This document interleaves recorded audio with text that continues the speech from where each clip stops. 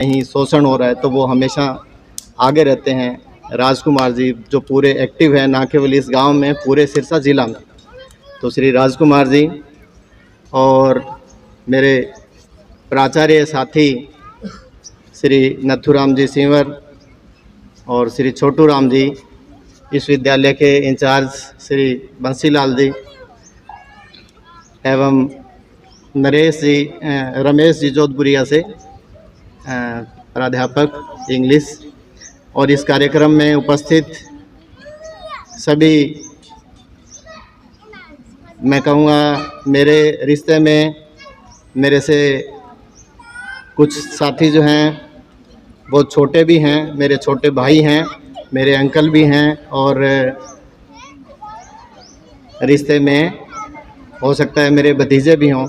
और वास्तव में मैं आज बड़ा अपने आप को गौरवान्वित महसूस कर रहा हूं, और आज का पल जो है ये गौरवान्वित महसूस करने का है कि आज का ये जो कार्यक्रम है, ये जिन चमकते सितारों के सम्मान और स्वागत के लिए आज का कार्यक्रम आयोजित किया गया है, वो वास्तव में आप सब जो आयोजक हैं, विशेषकर चाहे किसी का भी इसमें योगदान है, तो आप सब के सब बधाई के पात्र हैं। आप ये जो काम कर रहे हैं बहुत बड़ा काम कर रहे हैं, और ऐसे शाइनिंग स्टार हमारे स्टूडेंट्स जिन्होंने बोर्ड परीक्षा के अंदर अपने कठिन परिश्रम से मेरिट हासिल की है या बहुत अच्छे अंकों के साथ जो है वो 10वीं और 12वीं की बोर्ड परीक्षा में बच्चे सफल हुए हैं।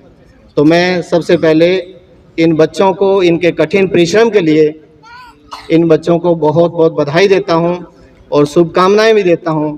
और मुझे लगता है इस परिश्रम के पीछे सबसे बड़ा किसी का योगदान रहता है तो वो अध्यापक का रहता है, जिन्होंने अपना उत्कृष्ट प्रयास करके और इन बच्चों को तराशने का काम किया है, इन बच्चों की प्रतिभा को तराशने का काम किया है। तो वो सभी के सभी अध्यापक जिन्होंने इन बच्चों को पढ़ाया, वो इस चीज़ के लिए बधाई के पात्र हैं। इसके साथ साथ अभिभावक जो हैं, जो माता पिता है, उनका बहुत बड़ा सहयोग रहता है बच्चों को आगे बढ़ाने में। तो मैं इन बच्चों के जो माता पिता हैं उनको भी बहुत बहुत बधाई देता हूं कि आपने इन बच्चों का सहयोग किया, और आपके सहयोग की बदौलत जो है बच्चों ने अपनी प्रतिभा जो है वो बोर्ड की परीक्षा में दिखाई। और इसी तरह से ये बोर्ड की परीक्षा के अंदर जो उत्कृष्ट प्रदर्शन है, ये प्रदर्शन इनको आगे भी इसी तरह से जो है वो प्रेरित करेगा। और ये तो एक जो है बोर्ड परीक्षा के परिणाम की बात थी। आगे भी इनकी मंजिल जो है सभी बच्चों की अभी काफ़ी आगे है, और उस मंजिल को हासिल करने के लिए इसी तरह से ये लगातार जो है वो बच्चे प्रयासरत रहेंगे, इसी तरह से कठिन परिश्रम और लगन से ये कार्य करेंगे। तो इन सभी बच्चों का भविष्य जो वास्तव में बहुत सुनहरा होगा। और मैं जैसे देख रहा हूँ आज का जो ये कार्यक्रम है, ये बहुत बड़ा कार्यक्रम है। हो सकता है यहाँ लगे भी कुछ जो यहाँ हम संख्या में कम जरूर लगते होंगे, पर छोटे छोटे बच्चे जो यहाँ बैठे हैं या जो हमारे युवा बैठे हैं, जिन लोगों के लिए आप ये जो प्रयास कर रहे हो, ये बहुत सार्थक प्रयास है आपका। क्योंकि आज के समय में जो आज का परिदृश्य है उसके अंदर देख रहे हैं कि हमारा युवा जो है वो किस दिशा में जा रहा है। और कई ऐसे एग्जाम्पल भी हैं, जैसे आपने यहाँ दिखाया रिसालिया गांव की। जैसे मैं अभी राजकुमार जी से बात कर रहा था कि वहाँ किसी भी तरह की जो परीक्षा होती है स्टेट लेवल पर, तो वहाँ रिसालिया गांव के बच्चे लगभग 40-40, 50-50 बच्चे एक साथ जो है वो उस परीक्षा में सफल होते हैं।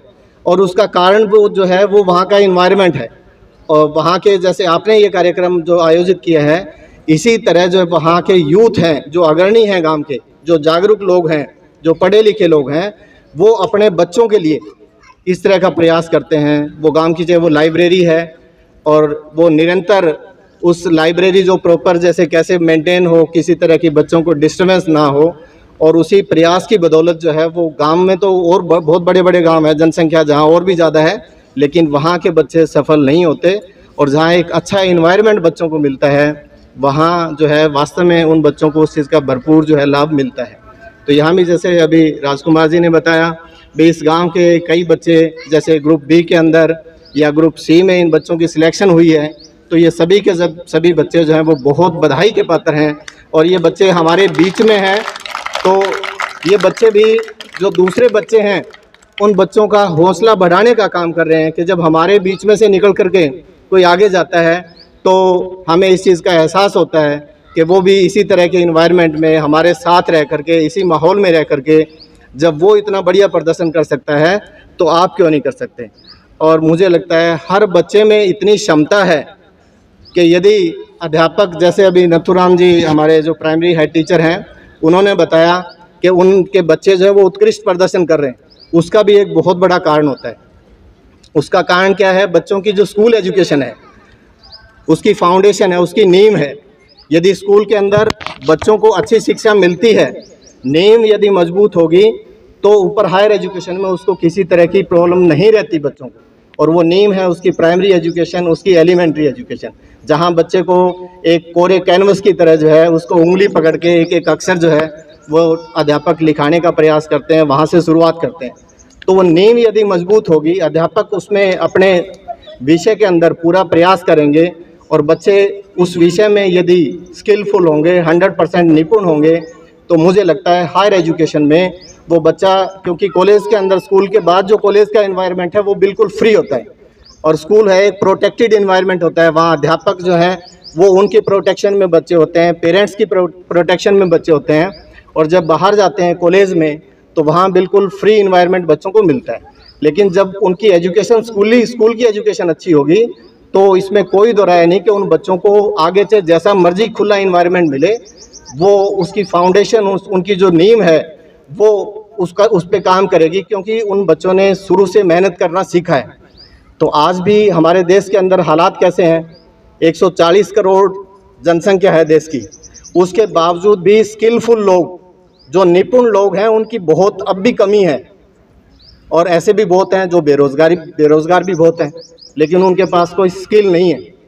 अब हम देखते हैं IITs के अंदर न्यूज़पेपर में या उसमें देखते हैं कि बच्चे जो हमारे में से ही जाते हैं कोई IITs में, जिन बच्चों के एडमिशन होते हैं, करोड़ों करोड़ों रुपए के पैकेज मिलते हैं।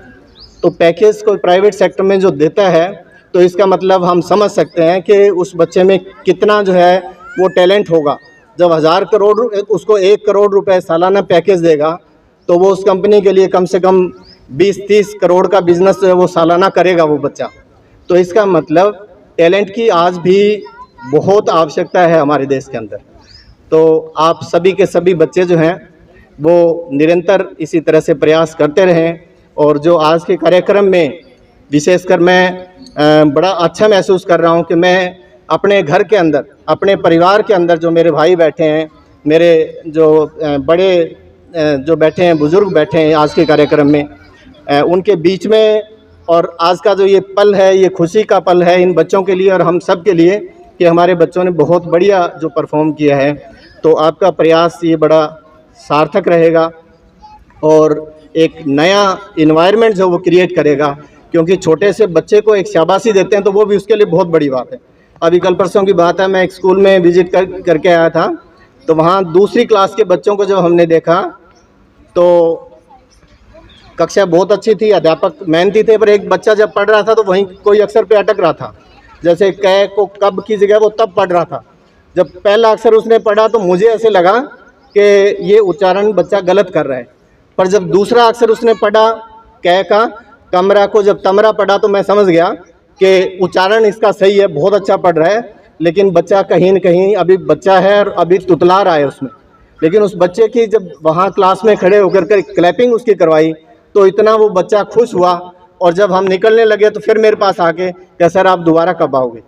तो मतलब जो अध्यापक इन नन्हे मुन्ने बच्चों को, क्योंकि ये बिल्कुल जो है कंचन की तरह बच्चे होते हैं, और इनकी परवरिश घर के अंदर यदि स्कूल में और घर में यदि अच्छे से हो तो मुझे लगता है हमारे बच्चों में बहुत ज़्यादा क्षमता है। और इसी तरह से मैं एक आपको, जैसे नथुराम जी ने बताया कि एक सुपर 100 के प्रोग्राम के अंदर इनके विद्यालय के 3 बच्चों का दाखिला हुआ, तो ये भी बहुत बड़ी एक जो है उपलब्धि है।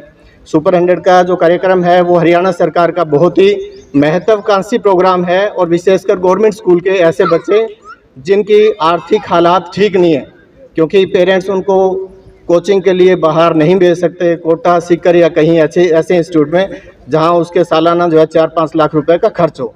तो सरकारी विद्यालयों में पढ़ करके बच्चे जो है वो यदि 9th क्लास से ही अपना टारगेट बना ले कि मैंने जो है वो सुपर 100 में जाना ही जाना है, तो मुझे लगता है उसका काम आधा तो वैसे ही जब इस तरह का मिशन बनाएगा तो उसका काम अपने आप जो है वो अपने आप होना शुरू हो जाता है, क्योंकि वो मेहनत करनी भी शुरू करेगा उसको हासिल करने के लिए।